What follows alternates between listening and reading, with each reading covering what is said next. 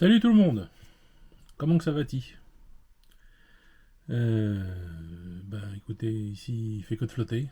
Donc ça va durer toute la semaine il paraît. Bon. Donc les bestiaux restent à l'intérieur. Pas le choix. Bon bah abonnez-vous, mettez un pouce, tout ça, tout ça. Pensez aux mamans des soldats comme d'habitude, hein. Voilà. Et puis donc il n'y a que Boosty qui marche, hein. Il y a encore des gens qui me demandent mon RIP, mais en France j'ai plus de. Pour l'instant j'ai plus de compte. Voilà. Alors, je voulais vous parler d'une émission qui est passée sur BFM TV, qui s'appelle Ligne Rouge, et qui, du début à la fin, vous raconte que des âneries.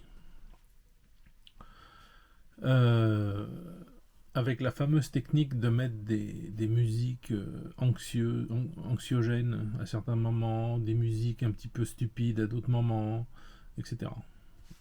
Euh,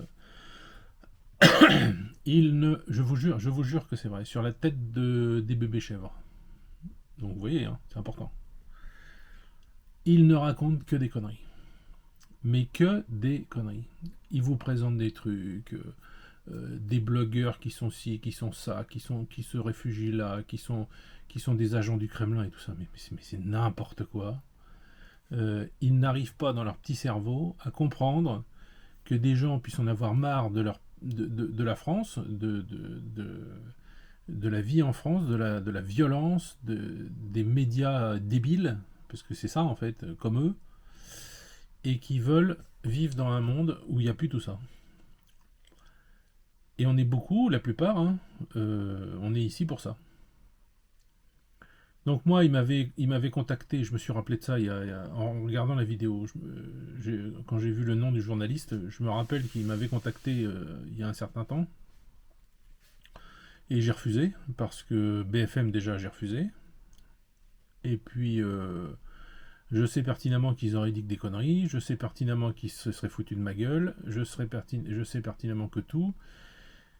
Et d'un autre sens, je pense qu'il était assez content que je refuse parce que de venir chez moi, de voir comment je vivais en paix complète avec mes animaux, avec tout ça, ça n'aurait pas été dans le sens de leur sujet, qui, qui ne vous montre que des points négatifs qui, en fait, pour nous qui vivons en Russie, ne le sont pas. Euh, Tout ce reportage, c'est uniquement de la mauvaise foi. Euh, bon, il appuie beaucoup sur un Français que je connais pas, qui les a reçus dans une jolie maison, dans un coin paumé, tout ça, mais il comprend pas que c'est ça que les gens cherchent en fait. La tranquillité, la sécurité, après des années en France et des dizaines d'années pour certains à être dans des coins dangereux ou à écouter toutes les âneries qu'on peut leur dire à la télé, etc. Ici, il n'y a pas de télé déjà chez moi. Enfin, il y en a une, mais c'est Elena qui la regarde, c'est pas moi. Il n'y a pas de danger nulle part. Tout est ouvert, la maison, les voitures, la voiture. Euh, il n'y a pas de voleur, il y a pas de racaille, il n'y a pas de journaliste comme lui, là, dont j'ai oublié le nom complètement. D'ailleurs, ça m'intéresse même pas de savoir son nom. Bon, bref. Alors, il insiste un peu sur le Frussien. Bon, honnêtement, il dit n'importe quoi, le journaliste, hein, pas le Frussien. Le Frussien, il en a fait son business de vous faire venir en Russie, de vous expliquer plein de choses, de tout ça, comme j'essaye de le faire moi aussi des fois. Bon, bah. Et le journaliste comprend pas ça. Comprend pas qu'il y a des gens qui aiment ce pays, qui parlent russe, qui sont non pas. Euh, Ils viennent vivre là, puis c'est tout. Non, qui sont intégrés complètement. Moi, je suis intégré, mais totalement à la société russe d'ici. Hein, mais vraiment totalement, quoi. Euh, Vous avez un curseur qui ne ment pas. Il n'y en a qu'un. Si vous venez vivre en Russie, vous le verrez de vous-même. Le jour où vous entendrez ça, vous saurez que vous êtes intégré à la société russe. quand je vais quelque part, notamment par exemple le 9 mai, et que je bois un coup avec tous les anciens des 4 villages, ils me prennent tous dans les bras et ils me disent une seule chose, ils me disent «T'as nash tchelavek». Ça veut dire c'est notre homme. Et un russe qui vous dit ça, ça n'a pas de prix, quoi. C'est mieux qu'une médaille, quoi. C'est notre homme. Ça veut dire que vous êtes avec eux ici. Et vous faites partie de la vie de la Russie. Euh, voilà. Donc ça, c'est... Je veux dire, ce journaliste ne comprend rien à la Russie, ne comprend rien à l'âme russe, ne comprend rien à qui sont les Russes. Il l'a pas vu, parce qu'il est mauvais, en fait. Il n'a pas vu toutes les belles choses qu'on a ici. Bon, sauf si, évidemment, il était commandité par BFM pour faire un truc à charge sur la Russie, sur les gens, sur ci, sur ça. Bon. Il vous présente comme une horreur absolue une ministre qui a invité des blogueurs, où moi j'étais invité aussi, où je ne suis pas allé parce que j'étais occupé, et je ne peux pas laisser mes animaux comme ça. Euh, une ministre qui présente les visas idéologiques, comment ça va se passer, etc. etc. Et ben quoi? Ben c'est bien, non? Qu'est-ce qu'il y a de mal à ça? Vous avez créé, vous, journalistes, et Macron, et tous les politiques, les ministres, les députés, les sénateurs et tout ça, les maires et tout le cinéma, vous avez créé ce pays qui n'a plus d'âme, qui est la France, et vous nous reprochez de venir ici et retrouver une âme, et de retrouver un pays où les gens sont socialement aimants, où les gens sont les uns avec les autres, où les gens aident les autres, où les personnes âgées ne sont pas abandonnées, où les personnes âgées habitent chez leurs enfants, leurs petits-enfants, même des fois, j'ai vu ça. Une petite fille qui avait un appartement, 3 pièces, et une des pièces, c'était son grand-père qui était dedans, avec un pot de chambre, parce qu'il pouvait pas marcher, le pauvre. Mais voilà comment ça se passe. Et c'est une société qui existait en France. Moi, je me rappelle, mon grand-père, quand j'étais petit, il avait sa mère. Il y avait mon arrière-grand-mère qui vivait à la maison. Mais non, c'est plus facile d'abandonner les gens dans les EHPAD, parce que comme ça, on peut faire son tennis le week-end, on peut faire ci et ça, et puis, enfin bon. Bon, c'est une autre histoire. Mais voilà, donc ce journaliste ne connaît rien à la Russie. Moi, je sais que les gens que j'aide par le biais d'un avocat à venir en Russie, ils en sont très contents. Il y en a certains, là, ça fait presque un an qu'ils sont là. Je suis toujours en contact avec eux, évidemment, parce que je leur ai dit que je les aiderais pour tous les sujets, pour acheter une maison, pour tout ça. J'ai pas besoin d'argent pour ça, je leur explique comment il faut faire, et puis où faut aller, sur quel site. Et, et, euh, et ils sont hyper contents. Ils ont exactement la même sensation que moi quand je suis arrivé, c'est-à-dire un bien-être, euh, une sensation de liberté. euh, vous avez plus cette sensation d'être obligé de faire attention à tout. Attention en traversant, attention en sortant votre portefeuille, attention en prenant votre téléphone. Si vous êtes une fille, attention à passer là, ou à passer là, ou la nuit, ou le jour. Ça n'existe plus, ça. Des jeunes filles se baladent la nuit à 2 h du matin et personne ne va les emmerder. Il y a un alcoolique peut-être qui va passer, qui dit les filles, et puis les filles vont dire non, non, non, mais rentre chez toi, et il va rentrer chez lui. Voilà, c'est tout. C'est la seule chose qui pourrait. C'est-à-dire que c'est le truc normal, comme ça devrait se passer normalement. Même les immigrés russes en Russie, c'est-à-dire les Tadjiks, les Ouzbeks, les Kazakhs, tout ça qui viennent en Russie. Bon, déjà, ils viennent avec un travail en général. Sans papier, ils viennent pas, parce que ça serait des gros problèmes pour eux. Donc, ils viennent pas sans papier, mais bon, ils ont des papiers, ils bossent, ils se comportent bien. Alors, il paraît qu'à Moscou, il y en a qui sont assez violents, qui sont... bon, il y a des bandes et tout ça, bon, mais c'est Moscou. Moscou, c'est Paris. Hein. Moi, je m'occupe pas de là-bas, ça m'intéresse pas. Mais par chez nous, dans les villages, dans les petites villes, dans les villes autres que Kazan, que Moscou ou Saint-Pétersbourg, parce que Kazan, on n'a pas ça non plus, ça n'existe pas. Il n'y en a pas.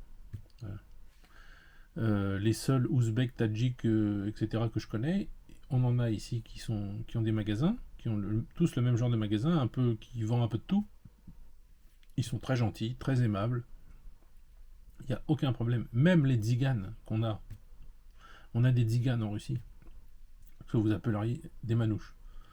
Parce qu'elles dansent, la musique, tout ça. Puis elles ont le look, hein, vraiment, les vêtements, les cheveux noirs avec des nattes. Enfin bon, vous voyez, vraiment. euh, Moi, j'étais surpris un jour de voir une voiture s'arrêter devant chez moi et puis un manouche sortir. Bon, j'appelle ça des manouches, moi, ici on dit des tziganes. Un manouche sortir, il y avait sa femme à l'avant aussi. Et il vient me voir avec un sourire, bonjour monsieur, tout ça, et il me dit, en russe, hein, il me dit voilà, est-ce que vous vendez des oreillers avec des plumes de poule ou d'oie ou de canard, peu importe. Il me dit je rachète 500 roubles, ça fait 5 euros. Ben oui, j'en avais, donc j'ai été lui en chercher un. Les autres, on les a gardés, parce qu'on s'en sert. Mais, et puis je lui ai vendu, il m'a donné 500 roubles, il est reparti en me disant merci et tout. Enfin bon, je veux dire, j'ai jamais vu un manouche en France faire ce genre de truc. Voilà, donc tout ce que vous dit ce reportage, c'est des conneries. C'est de la méchanceté, c'est mauvais, c'est mal fait, c'est totalement à charge.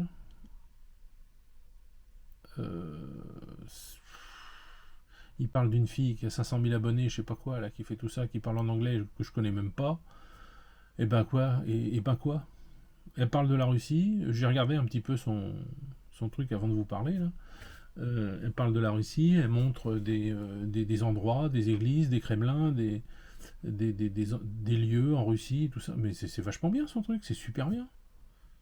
Eh ben non, ils la font passer pour une neuneu hystérico, enfin pas hystérique, mais une espèce d'agent du Kremlin, quoi. Voilà. Ils n'arrivent pas à comprendre, parce qu'en France, apparemment, ça devrait être comme ça, puisque c'est comme ça qu'ils pensent. Ils n'arrivent pas à comprendre qu'il y a des gens qui ne sont pas sous influence du Kremlin, qui sont heureux de vivre ici et qui parlent de leur vie en Russie. Vous voyez un peu le truc? Alors ça veut dire qu'en France, en fait, bah, vous êtes obligé de faire ce que l'État vous dit, quoi. Vous êtes obligé de faire ce que les services spéciaux français vous obligent de dire. Enfin, je sais pas, apparemment c'est ça la logique, la normale. Puisque ne pas être sous influence de personne, moi je veux dire, il n'y a personne qui vient me dire faut dire ça, faut faire ça, faut parler comme ça, faut dire aux Français ci ou ça, mais jamais de la vie. D'ailleurs, avec mon caractère, je les enverrais chier rapidement, donc non, ça m'étonnerait. Mais voilà, donc c'est pitoyable, pitoyable, zéro, zéro, niveau zéro. J'ai bien fait de ne pas le faire venir, j'ai bien fait de dire non. Euh, voilà, tout ça, ça me confirme dans ma décision de rester très loin de tout ça, très loin de Moscou, très loin de tout ce qui est, je veux dire, la réunion avec la ministre, tout ça, non. Bon, déjà, j'ai pas le temps. Et puis, mes animaux sont plus importants. Et puis voilà.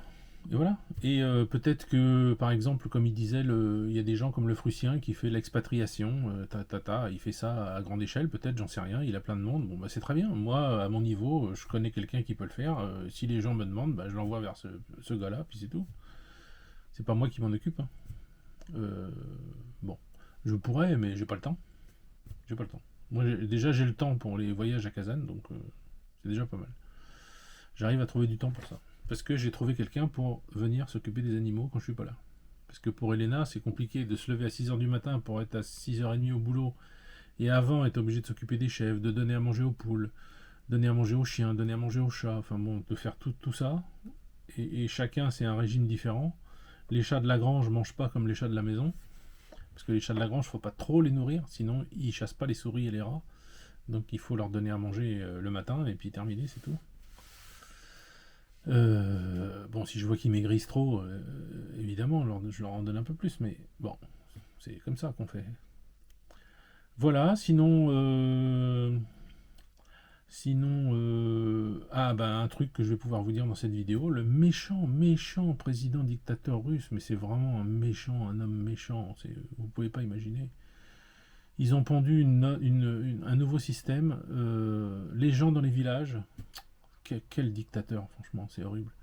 Les gens dans les villages comme ma voisine qui habite en face et qui a 5 enfants, là, donc, dont je vous ai déjà parlé, elle a fait une demande en un programme russe parce qu'elle habite dans un village et elle a le droit à une subvention. Alors je ne sais pas de combien, mais certaines subventions, je pense, pour refaire sa grange, pour agrandir même sa grange, pour clôturer tout derrière leur maison, leur terrain, etc., qui n'est pas clôturé pour l'instant, et pour acheter les premiers cochons et bœufs, des taureaux, quoi, petits, qu'elle va acheter, et des cochons petits qu'elle va acheter, et qu'elle va élever, et qu'elle va faire grossir, et quand ils seront gros, elle les vendra pour la viande. Voilà, pour gagner de l'argent. Voilà ce que fait l'État pour les gens. Est-ce que vous avez ça en France, monsieur le journaliste? Est-ce que vous avez ce genre de truc? Est-ce que vous avez entendu parler de ça? Est-ce que vous avez cherché si ce genre de truc existait? Et ben voilà, la Russie, voilà ce qu'ils font pour leurs gens. Alors que vous, dans votre pays, depuis 7 ou 8 ans, et même plus, tout est vers le bas. La destruction de tout ce que les gens avaient. Les gens vivent à la campagne sans banque, sans boulangerie, alors que c'est important pour un Français une boulangerie. Sans viande, enfin bon, la font eux-mêmes s'ils peuvent, mais encore, il y a tellement de règles maintenant qu'il faut aller tuer votre bête à la boucherie, ça vous coûte 3 fois le prix du bestiau peut-être. Enfin bon. Bon, ici, voilà ce que fait le méchant dictateur russe. Oh, c'est terrible. Il aide une femme sans enfant, qu'est-ce que je raconte?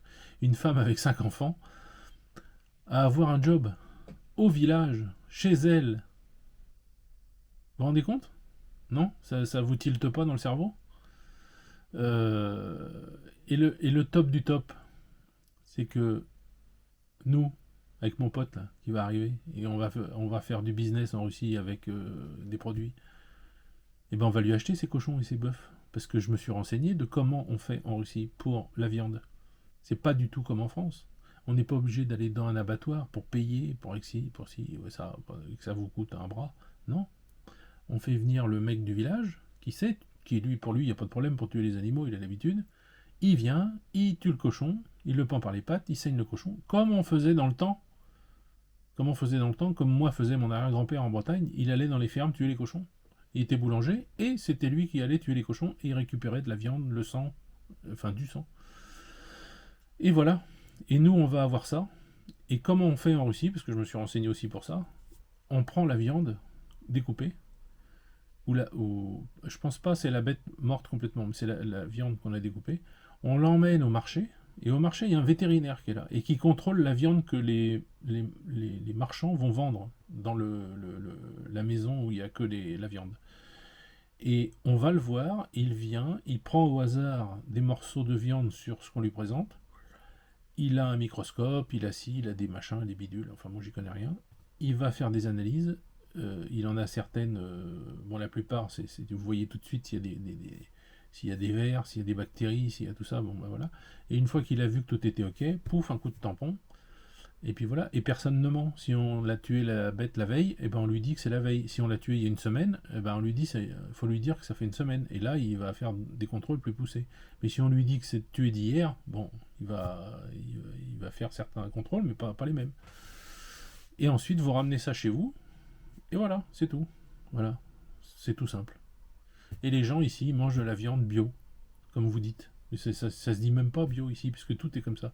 Tout est naturel, tout est sans chimie, tout est sans. Je veux dire, les cochons sont pas piqués avec des hormones ou je ne sais quoi, les vaches non plus, enfin bon, bref. Voilà ce que ce journaliste aurait dû faire comme reportage. Voilà ce qu'il aurait dû voir. En fait, il aurait dû venir dans mon village, mais pas pour que je lui parle, mais pour constater ce que j'allais lui montrer. Comment les gens s'en sortent, comment les gens vivent. Ah oui, ils vivent chichement, mais oui, mais bien sûr, ils ont pas de douche à la maison. Je suis le seul du village à avoir fait une douche à la maison. Mais ils ont un bagnat, et quand vous vous lavez au bagnat, mais ça, il va pas le comprendre, le journaliste, parce que c'est un neuneu. Quand vous vous lavez dans un bagnat, vous êtes propre pour une semaine, parce que ça vous a retiré la crasse qu'il y a dans les pores de votre peau. C'est-à-dire que vous avez une peau de bébé pendant au moins 3-4 jours. Donc, et puis en plus, et 2 jours de plus, et puis vous retournez dans le bagnat. Donc, vous êtes propre. Si vous vous sentez sale, ben, vous allez mettre un coup de bois dans la chaudière, et puis ça chauffe l'eau, et puis voilà, vous refaites un petit bagnat dans la semaine. Pas de problème. Là, cette semaine, on l'a fait 3 fois. Parce que les enfants aiment ça, et puis bon, bah voilà, ils ont été 3 fois dans le bagnat. Voilà, donc en Russie, il n'y a pas tout ça. Il y a juste un Français qui est anti-russe, dont je vous parlerai plus tard, pour l'instant, dont on est en train de s'occuper. Il y a un journaliste qui est en train de s'occuper de son cas, qui a toutes les preuves de tout, les IP, les machins, tout. Bon, quand ça sortira, je vous le dirai. Pour l'instant, il m'a dit de pas en parler. Bon, je vous en parle juste comme ça parce que je peux pas m'en empêcher, parce que je suis trop content de voir le résultat. Parce que c'est pas normal. Un nazi en Russie, c'est absolument pas normal. Donc, même les services russes le disent. Donc, pour l'instant, ça se prépare. Bref, donc ce journaliste-là avait rien à foutre en Russie, sauf sur commande de faire passer les gens pour des cons et de mentir. Voilà, parce que tout ce qu'il dit, c'est des conneries. Voilà, c'est tout. Bon bah voilà, et ben écoutez, je vous laisse. Bisous tout le monde. Et puis, je vous dis à plus.